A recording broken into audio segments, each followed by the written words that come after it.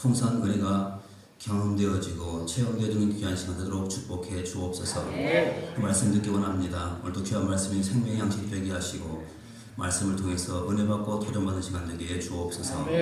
죄적 입술도 마음도 생각도 주장하시고 성령 충만, 말씀 충만케 해 주옵소서. 아낌없이 써주시고 함께 은혜 받는 시간 되기 원하옵고 예수님 이름으로 기도합나이다. 예, 감사합니다. 오늘 주의 거룩한 날 우리 주님 자리에 나오셔서 주님 예배하시고 이번 한 주간 시작하신 저들에게 또 승리하시고 형통하시고 강건하시기를 주님으로 축원합니다. 오늘도 꼭 주님 만나시고 모든 마음의 소원들 이루어지는 축복된 시간 될 수 있기를 주님으로 축원합니다. 우리 옆 사람 보시면 또 인사 한번 나누시겠습니다. 집사님 성도님 모두 잘 오셨습니다. 사랑하고 축복합니다. 이 제목을만 하면 한 번씩 합니다. 가슴에 손을 얹고 자, 어떻게 하시는지 다 아시죠? 예. 자, 같이 하겠습니다. 예수님 나의 구주여 주님이십니다. 시작. 예수님 나의 구주여 주님이십니다. 그 고백 가운데 날마다 승리하는 저와 되시길 바라겠습니다. 저는 오늘 마가복음 14장 27절로 31절까지 그리고 66절에서부터 72절까지 말씀을 가지고 베드로의 타락과 회복이라는 제목으로 잠시 말씀을 나누시겠습니다. 따라서 하실까요? 베드로의 타락과 회복. 네.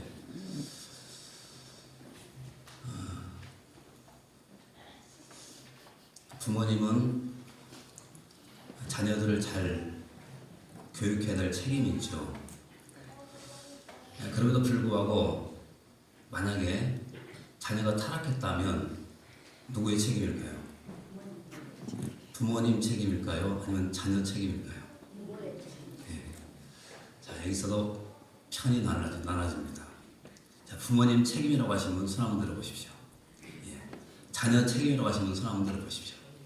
예. 정답은 자녀 책임입니다. 왜 그러냐면 자녀는 부모에게 소속된 존재가 아니라 독립된, 다시 말하면 하나님 앞에 독립된 인격이기 때문입니다. 그러면 그런 의미에서 또 한번 생각해 보십시오. 목사는 성도를 잘 가르쳐야 될 책임이 있죠. 그럼에도 불구하고 성도가 타락했다면 누구의 책임일까요?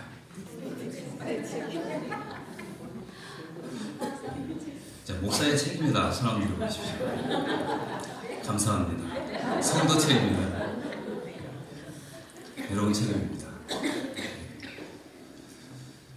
그 증거를 오늘 본문 속에서 우리가 발견할 수가 있는데요. 자, 오늘 본문 속에 누가 나옵니까? 베드로. 예수님의 12 제자 가운데 베드로는 어떤 제자죠? 예, 수제자라고 말합니다. 수제자. 자, 그런데 자, 예수님은 어떤 스승이냐면 한마디로 말씀드리면 완벽한 스승입니다. 완벽한 스승. 그런데 그 완벽한 스승 밑에서 베드로는 3년 동안 배웠습니다. 그런데 오늘 본문 말씀 보시면 완벽한 스승 밑에서 배웠던 베드로가 한순간 타락합니다. 자, 그러면 예수님 책임일까요? 아니면 베드로 자신의 책임일까요? 네, 역시 똑똑하십니다. 베드로 책임입니다. 자, 그럼에도 불구하고 다행스러운 사실은 그 타락했던 베드로가 오늘 말씀을 읽어보시면 다시 회복하자는 겁니다. 이 상당히 다행스러운 사실입니다. 그래서 이 시간에는 베드로가 타락하게 된 그 원인이 과연 무엇이고 그리고 또 회복했던 그 비밀이 과연 무엇인가를 잠깐 살펴보면서 함께 은혜를 나누겠습니다. 오늘 말씀은 크게 두 가지로 나눠보겠습니다. 먼저 베드로의 타락입니다. 베드로의 타락인데요. 자, 베드로가 타락하게 된 그 원인은 오늘 본문 속에서는 두 가지로 생각해 볼 수가 있습니다. 첫 번째는 따라서 비교의식. 자, 비교의식입니다. 자, 그러면 성경을 잠깐 보실까요? 자, 27절 한번 같이 한번 보십시다. 27절 같이 한번 읽어보겠습니다. 시작.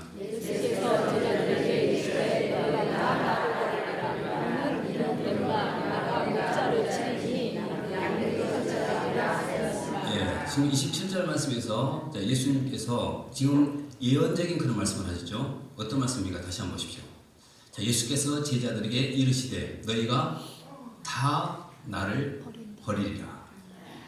자, 너희가 나를 다 버리리라. 지금 예수님께서 이미 아시고 자, 이렇게 지금 예언적인 말씀을 지금 하신 것입니다. 자, 그런데 이 말씀을 듣고 베드로가 어떤 말을 했는가? 자, 28절 말씀 또 보시겠습니다.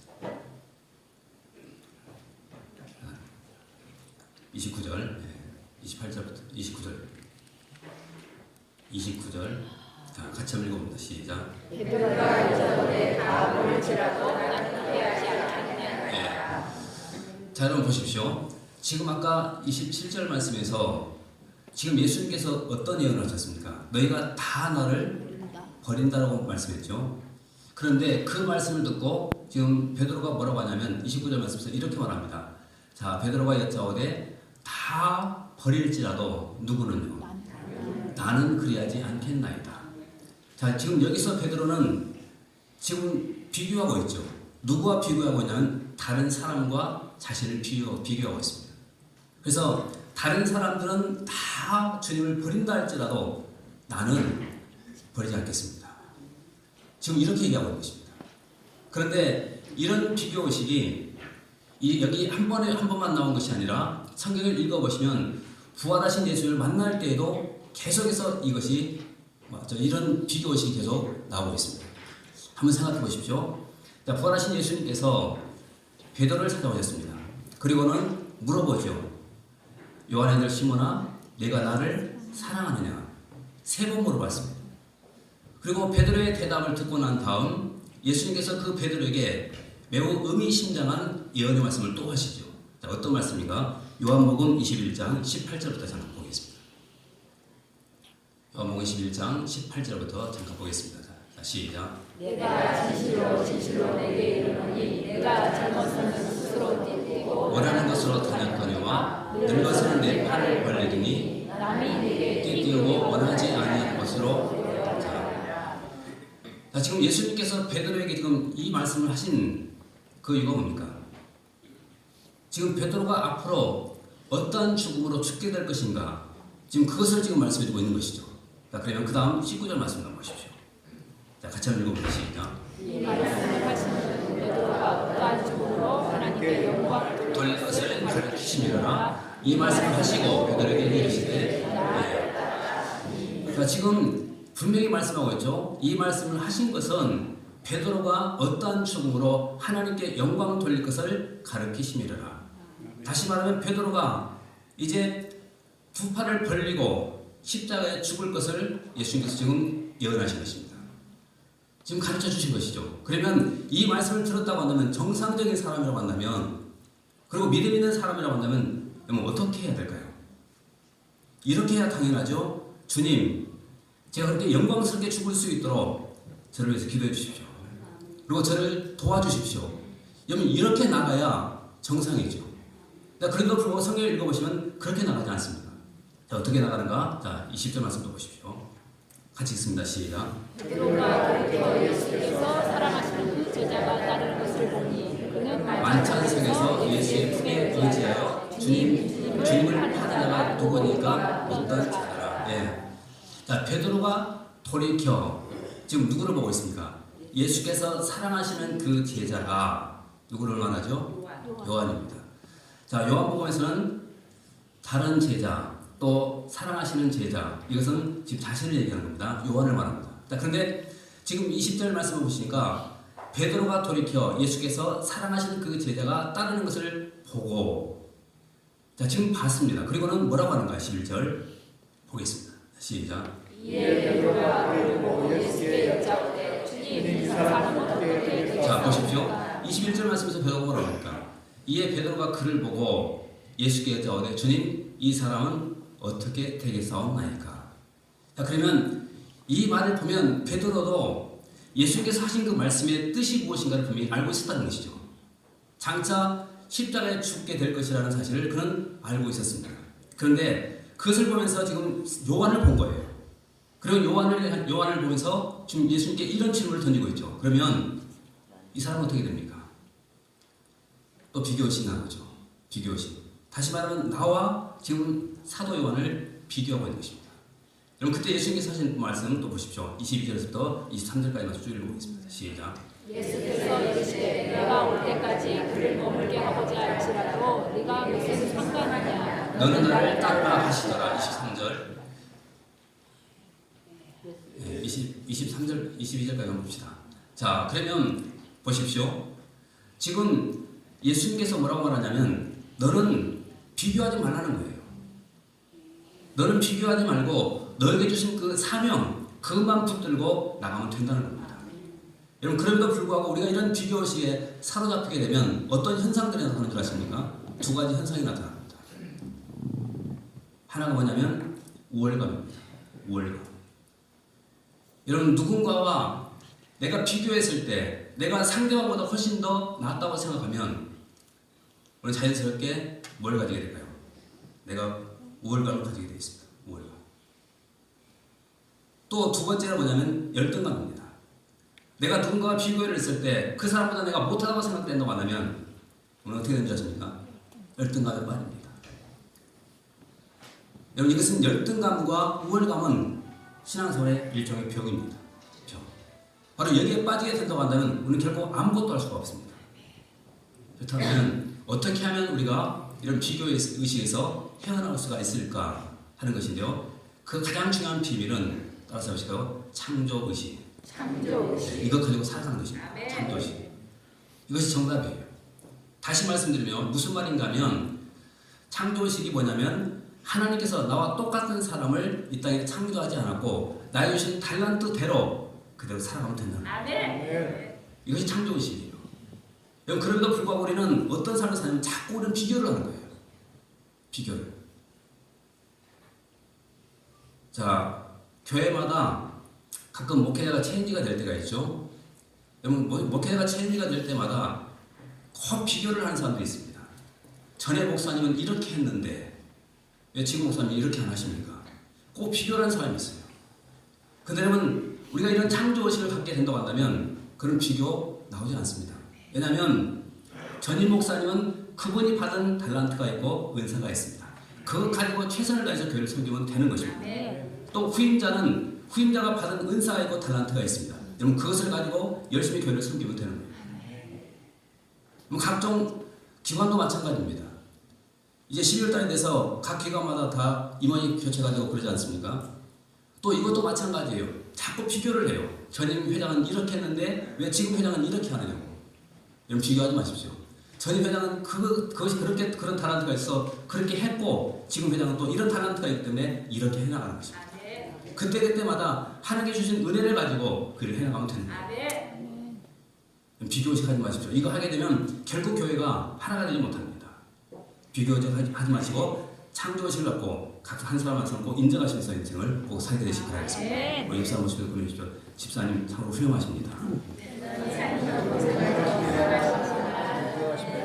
그런 생각하십시오. 다 훌륭하신 분들입니다. 그 다음에 두 번째는요. 따라서 할까요? 소극적인 신앙생활.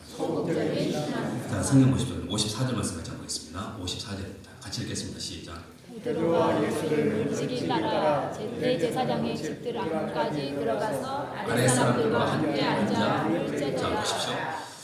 자, 지금 여기서 베드로의 소극적인 그런 자세를 발견할 수가 있죠. 자, 원래 우리가 아시는 것처럼 베드로는 소극적인 사람이 아니에요. 매우 적극적인 사람입니다. 물불 가리지 않는 사람이에요. 기질적으로 다혈질입니다. 자, 그런데 오늘 54절 말씀을 보면은 베드로가 어떻게 지금 예수님 따라가고 있다고 그러죠? 멀찍이 따라가고 있다. 그렇게 합니다. 멀찍이. 자, 그렇게 적극적이던 이 베드로가 갑자기 멀찍이 예수님을 따르는 그런 소극적인 자세로 바뀌고 간 것입니다. 바로 이것이 그로 하여금 타락하게 만든 것입니다. 우리 중에도 그런 사람들이 많이 있죠. 과거에는 열심히 했던 사람들이 지금은 신앙이 식어져 있는 사람들 많이 봅니다. 왜 그런 줄 아십니까? 바로 이 소극적인 신앙생활 때문에 그렇습니다. 이런 소극적인 그런 상태를 가지고 우리가 신앙생활을 해나간다고 한다면 결국 어떤 결과가 나타나면 신앙의 몰락을 가져옵니다. 그래서 우리는 어떤 일이 있어도 이런 소극적인 신앙 생활에서는 결국 안 됩니다. 우리 옆 사람 모습을 보여주십시오. 집사님 성도님, 우리 뜨겁게 주님 섬기며 살아가십시다. 자, 베드로가 타락하게 된 원인 두 가지입니다. 첫 번째는 뭐였다고 그러죠? 다른 사람과 나를 자꾸 비교하니까 타락하게 됩니다. 그다음에 또 두 번째는요, 소극적으로 신앙생활하니까 타락하게 되어 있습니다. 이 두 가지만 극복하면 됩니다. 그런데 다행스러운 사실은 오늘 베드로가 그런 타락한 자리에서 극복이 됐다는 거예요. 그렇다면 그 비밀이 과연 뭘까 하는 것인데요. 그것이 두 번째입니다. 물론 하나님의 은혜죠. 그가 회복될 수 있었던 것은 하나님의 은혜. 그런데 성경을 더 깊이 우리가 연구해 보면 예수님과의 그 관계 속에서 두 가지 비밀이 있었다는 사실을 발견할 수가 있습니다. 그 첫 번째 비밀이 뭐냐면요. 따라서 해줄까요? 말씀. 우리 72절 말씀 보십시오. 같이 한번 읽어보겠습니다. 72절입니다. 자, 같이 읽습니다. 시작. 다니 곧 두 번째 울더라. 이에 베드로가 예수께서 자기에게 하신 말씀 곧 다니 두 번 울기 전에 네가 세 번 나를 부인하리라 하심이 기억되어 이를 생각하고 울었다. 베드로는 분명히 예수님을 부인했습니다. 신앙이 타락했습니다. 근데도 불구하고 다시 회복했죠. 근데 회복할 수 있었던 비밀이 지금 72절 말씀에 기록되어 있어요. 다시 한번 보십시오. 어떤 말씀인가? 닭이 곧 두 번째 울더라. 이에 베드로가 예수께서 자기에게 하신 뭐요? 말씀. 그렇죠? 그 닭이 두 번 울기 전에 내가 세 번 나를 부인하리라 하심이 뭐였다고요? 기억되어 그 일을 생각하고 울었더라. 자, 그러면 지금 베드로가 다시 회복할 수 있었던 것은 무엇 때문입니까? 말씀이 있었기 때문에 그렇습니다. 다시 말하면 예수님께서 하신 그 말씀이 기억난 거예요. 이거 기억났기 때문에 그가 다시 회복할 수가 있었던 것입니다. 여러분, 그래서 우리는 어떤 일에서도 말씀을 떠나서는 결코 안 됩니다. 시간이 될 때마다 말씀을 더욱더 가까이 하시고 여러분 말씀을 꼭 붙드십시오. 그러면 언젠가는 내가 신앙이 후퇴하는 순간이 있다 할지라도 그 말씀이 나로 하여금 다시 이렇게 세워줍니다. 그래서 항상 우리 말씀을 가까이 하고 있으면 살아납니다. 자, 시편 119편 보십시오. 119편 9절로 11절까지 말씀 같이 보겠습니다. 같이 읽습니다. 시작. 청년이 무엇으로 그의 행실을 깨끗하게 하리까 주의 말씀만 지키는 나름이니이다. 자, 지금 9절 말씀에서 청년이 무엇으로 그의 행실을 깨끗하게 하리까 주의 말씀만 지킬 따름이니라. 무슨 말인가 하면 하나님의 말씀은 우리의 행실을 깨끗하게 만들어준다는 겁니다. 그 다음에 10절 말씀도 보십시오. 내가 전심으로 주를 하사오니 주의 계명에서 떠나지 말게 하소서. 무슨 말입니까? 말씀이 나로 하여금 누구를 찾게 한다고요? 주님을 찾게 한다는 것입니다. 말씀. 그 다음에 10절, 11절 말씀도 보십시오. 내가 주께 범죄하지 아니하려 주의 말씀을 내 마음에 두었다. 말씀이 나로 하여금 범죄하지 않게 한다는 것입니다. 여러분, 말씀이 이런 역할을 하는 거예요. 그래서 우리는 항상 이 말씀을 우리 마음 가운데 말씀을 새기고 있으면 살아가는 것입니다. 혹시라도 내가 살아가는 순간이 또 신앙이 약해진 그 순간이 온다 할지라도 바로 이 말씀이 있기 때문에 우리는 다시 회복되고 그 말씀이 나로 하여금 다시 주님을 섬기도록 해준다는 것입니다. 그래서 이 말씀이 나로 하여금 회복시키는 첫 번째 비밀입니다. 그 다음에 또 두 번째입니다. 두 번째는요. 따라서 한번 해주세요. 기도. 예, 기도가 있었기 때문에 그래요. 누구의 기도일까요? 예수님의 기도죠. 자, 그럼 성경 보십시오. 누가복음 22장 31절과 32절 말씀 같이 보겠습니다. 같이 한번 읽어봅니다. 시작. 시몬아 시몬아 그라 사탄이 너희를 깎으려고 요구하였으나 32절. 내가 너를 위하여 내 믿음이 떨어지지 않기를 기도하였더니 너는 돌이킨 후에 자, 지금 31절 말씀부터 잠깐 보십시오. 자, 지금 31절과 32절 말씀에서 예수님께서 베드로에 대해서 두 가지를 알고 있었습니다. 자, 먼저 31절 보십시오. 자, 첫 번째 알고 있었던 것이 뭔가 보십시오. 시몬아 시몬아 보라 사탄이 너희를 밀 까부르듯 하려고 요구했다. 자, 첫 번째 아는 것이 뭐냐면 사탄으로 인해서 베드로가 타락할 거 이거 아신 것입니다. 이거 아신 거예요. 그 다음에 또 두 번째 아신 거 이 32절 말씀 보십시오. 내가 너를 위하여 내 믿음이 떨어지지 않기를 기도하였노니 그 다음 보십시오. 너는 돌이킨 후에 내 형제를 굳게 하라. 회복될 것을 아셨습니다. 다시 말하면 31절 말씀에서 예수님께서 아신 것이 뭐냐면 베드로가 타락하게 될 거 이거 아셨고 32절 말씀에서 또 아신 것이 뭐냐면 그가 다시 회복하고 형제들을 굳게 할 이것을 아셨다는 것입니다. 자, 근데 비밀이 뭘까요? 비밀. 타락한 자리에서 다시 회복할 수 있었던 비밀 뭘까요? 32절 말씀에 기록되어 있죠. 다시 보십시오. 내가 너를 위하여 내 믿음이 떨어지지 않기를 구했습니다. 기도했다. 이것이 비밀이에요. 여러분, 베드로가 잘나서 그가 다시 회복한 건 아니에요. 예수님께서 그를 위해서 기도하셨다는 거예요. 여러분, 이 기도가 베드로를 다시 회복시켜준 거예요. 언제 기도했을까요? 언제? 자, 말씀 보십시오. 누가복음 22장 61절 말씀 보십시오. 61절. 누가복음 22장 61절. 같이 한번 읽어봅니다. 시작. 주께서 돌이켜 베드로를 보시니 베드로야 주의 말씀 곧 오늘 가기 전에 내가 3번 나를 믿으리라 하시니. 언제 기도했을까라고 생각하십니까? 언제? 이 말씀 보십시오. 주께서 돌이켜 베드로를 보시니 그 순간 닭이 울었습니다. 자, 그러면 주께서 돌이켜 베드로를 보는 순간 그때 주님께서 뭐 하셨을까요? 내 말이 맞지? 이랬을까요? 기도했을 거예요. 저 바로 이 순간이 베드로가 떨어지지 않도록, 믿음이 떨어지지 않도록 기도하는 순간이라고 저는 믿습니다. 그래서 지금 예수님께서는 긍휼의 분으로 베드로를 바라보시면서 지금 기도하고 있는 거예요. 베드로의 믿음이 떨어지지 않게 해주시고 타락하지 않게 해주시고 다시 회복시켜달라고. 그리고 그 기도가 응답되고 마침내 베드로는 회복할 수가 있었던 것입니다. 자, 그런데 그 예수님은 지금도 우리를 위해서 우리를 보시면서 여러분 기도하다는 사실 아십니까? 자, 로마서 말씀 가서 보겠습니다. 로마서 8장 26절 말씀부터 잠깐 보겠습니다. 같이 읽어봅니다. 시작. 이와 같이 성령도 우리의 연약함을 도우시나니 우리는 마땅히 기도할 바를 알지 못하나 오직 성령이 말할 수 없는 탄식으로 우리를 위하여 간구하시니라. 자, 첫 번째는 누가 기도한다고요? 성령께서 우리를 위해서 기도한다고 말합니다. 자, 근데 여러분 이 말씀을 잠깐 보십시오. 이와 같이 성령도 우리의 연약함을 도우시나니 우리는 마땅히 기도할 바를 알지 못하나. 여러분 기도하고 싶지만 기도하지 못할 때가 얼마나 많습니까? 연약해서 못할 때도 있고 믿음이 약해서 못할 때도 있습니다. 그런데 성령께서는 뭐하고 계신가 다시 한번 보십시오. 오직 성령이 말할 수 없는 탄식으로 우리를 위하여 친히 간구하고 계신다. 여러분 성령도 우리를 위해서 간구하고 계세요. 그 다음에 예수님도 간구하시죠. 자, 34절 말씀 보십시오. 자, 같이 읽습니다. 시작. 너와 존재하리로 죽으실 뿐 아니라 다시 살아나신 이는 그리스도 예수시니 하나님의 편에 계신 자요 우리를 위하여. 그렇죠. 자, 성령도 우리를 위해서 간구하고 계시고 예수님도 우리를 위해서 하나님 보좌 우편에서 지금 간구하고 계십니다. 여러분 바로 이 기도가 오늘 바로 우리가 이 자리에 있게 만들어 주신 것입니다. 그리고 이 기도가 있기 때문에 우리의 신앙은 떨어지지 않고 주님께서 끝까지 지켜주시는 거예요. 아멘. 여러분 주님의 이 기도 분명히 믿습니까? 아멘. 이 기도 때문에 여러분 회복된다는 사실을 기억하시고 아멘. 이 기도 붙들고 날마다 인생을 사시기를 바라겠습니다. 아멘. 그러면 주님의 이 기도 때문에 내가 회복되고 지금 이렇게 하나님의 은혜 가운데 살고 있다고 한다면 이제는 우리가 해야 될 일이 있죠. 그것이 뭘까요? 우리도 기도하는 겁니다.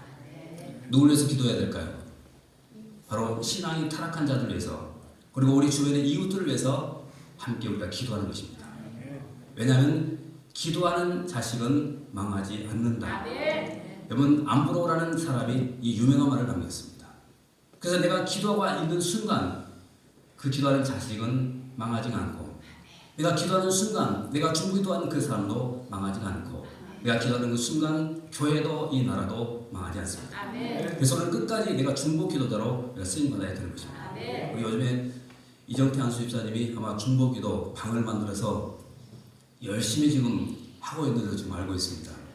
여러분 중보 기도 제목이 주어질 때마다 여러분 그 기도 꼭 붙들고 간절히 기도하십시오. 하나님께서 하시게 하면 꼭 거기에는 응답이 있습니다. 큰 기적을 체험하고 복되게 사는 그런 저와 되시기를 주님으로 축원합니다. 기도하겠습니다.